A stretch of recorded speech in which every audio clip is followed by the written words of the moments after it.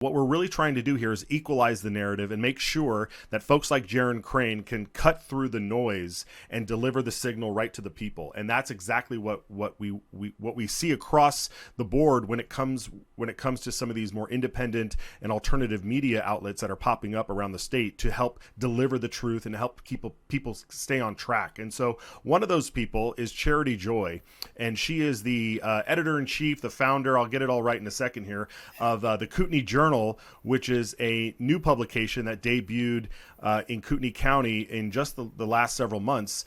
She joins us now. Charity, welcome to the program. I want to get your take on the state, what you think the state of the mainstream Idaho press is, and what brought you to create the Kootenai Journal. And this is no holds barred here, so feel free. Oh, okay. Well, you only gave me 8 minutes. I don't think I can scratch the surface of the issues with the mainstream press in Idaho, but I'll give it a go. So I first started writing just because it looked and felt like there was a lot of harm being done to our local community via our local press in regards to two specific issues, both having to do with something going on right now in the legislature, North Idaho College, and then our Coeur d'Alene Library Network.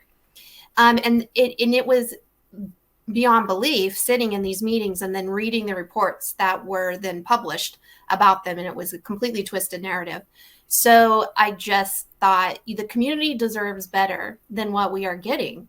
And so that's what got me started writing. And it was just a happy coincidence. There was an online newspaper, which was the Kootenai Journal, started by an amazing young man named Daniel Newman. And he just is pursuing other avenues in life and was ready to have someone else kind of take over the reins. So at the end of September, I purchased it from him and knew right away after talking. I mean, I interact with the community I have for years, especially some of our older generation, and they really like the hard newspaper. So they like the publication in their hands. It's really hard for all of us to kind of filter through what is legitimate online. And so there's a certain credibility attached to it once it's in print.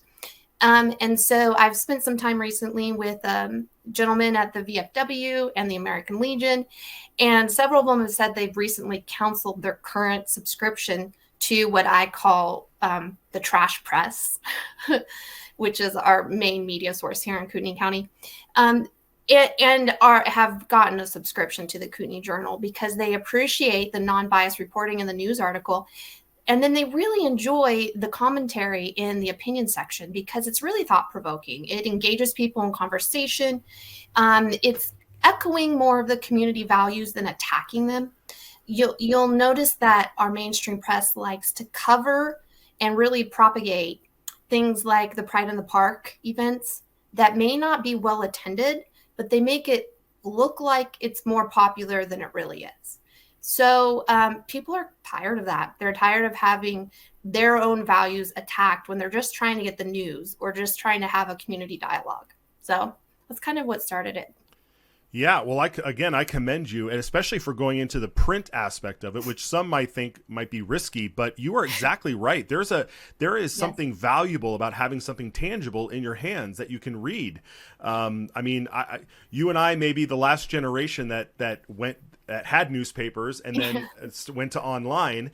And so there is something valuable about having that tangibility, and it sits around. It can sit on your coffee table. It can be shared easily. People can look at it, and it has that, like I said, that really tactile feel of knowing that this is real. Is that what prompted you to make sure that you wanted to do that aspect?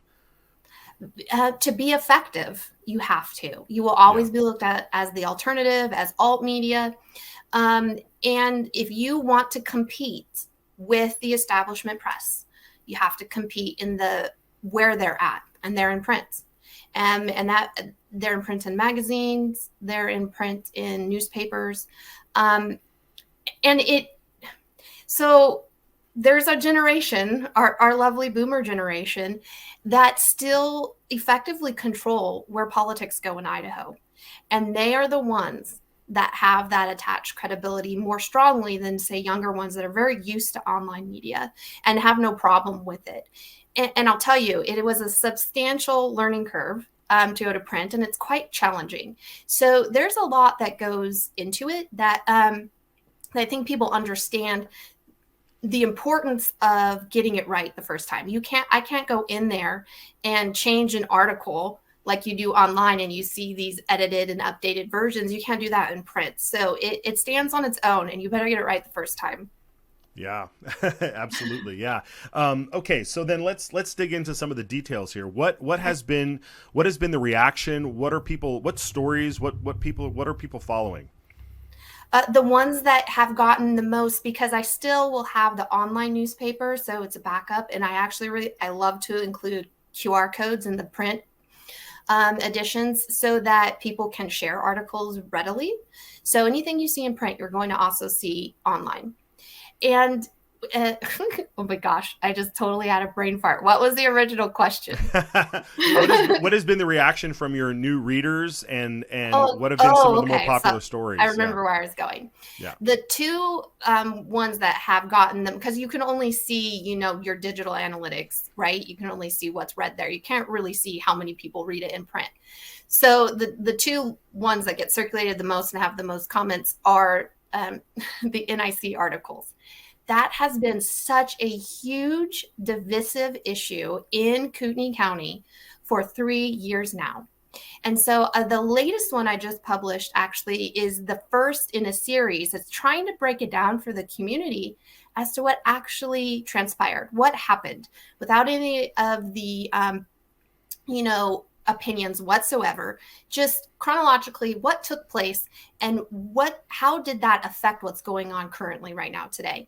So the first one only goes through a short section of the drama. I call it the saga, the NIC saga, that's gone on at NIC. And it really, what prompted me to write a more comprehensive series is because when I was out just in your local holiday markets that we have here, I would get into conversations with people, and several of them were completely ignorant, and no fault of their own because there hadn't been anything published, to really understand, well, why did NIC ever even get rid of the first president, Rick McClellan?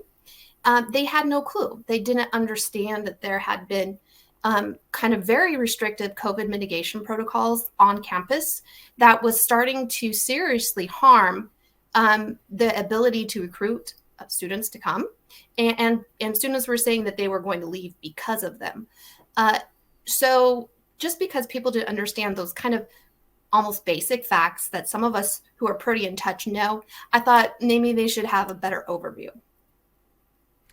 Absolutely. I am thrilled that you're covering this because of everything you just laid out there. So I want people to be able to check that out. We really want to make sure that you're successful with this. So tell everybody how they can get in touch with you, how they can subscribe, how they can follow you. Give us all the details before we get out of here. Absolutely. So KootenaiJournal.com is the main website. You can subscribe directly there. You can also download a subscription form and mail it if you like to go old school. There are subscription forms attached to all of the print editions. For now, when we're trying to, bring it to the community's awareness, there's places around town, Black Sheep Sporting Goods. You can get a free copy there. And there's some places downtown, Life Public House, Axe Force One, as well as Migliori, and I probably just said it wrong, that amazing olive oil place on Sherman. Did I say it right, Matt? I think so. I think you did. I think you nailed it.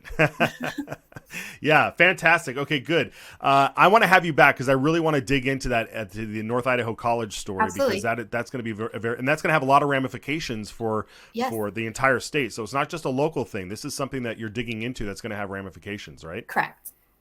Yeah, great. All right, Charity, thank you so much for joining us. Thank you, Matt. We'll have you back.